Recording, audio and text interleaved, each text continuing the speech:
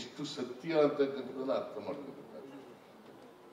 ಅದಕ್ಕೆ ಈ ಪಟ್ಟಭದ್ರ ಹಿತಾಸಕ್ತರಿದ್ದಾರಲ್ಲ, ಈಗಲೂ ಸಂವಿಧಾನ ಬದಲಾವಣೆ ಆಗ್ಬೇಕು, ಸಂವಿಧಾನ ಬದಲಾವಣೆ ಆಗ್ಬೇಕು ಅಂತ. ಯಾಕೆ ಬದಲಾವಣೆ ಆಗ್ಬೇಕು?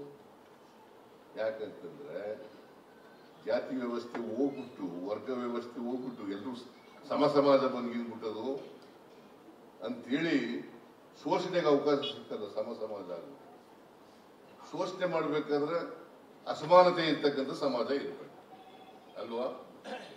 ಅಲ್ವೇನ್ರಿ? ಹೌದಾ ಅಲ್ಲ? ಯಾರು ಇದು ಮಾಡೋದು? ಸಂವಿಧಾನ ಬದಲಾವಣೆ ಆಗ್ಬೇಕು ಅಂತ ಹೇಳೋರು ಯಾರು?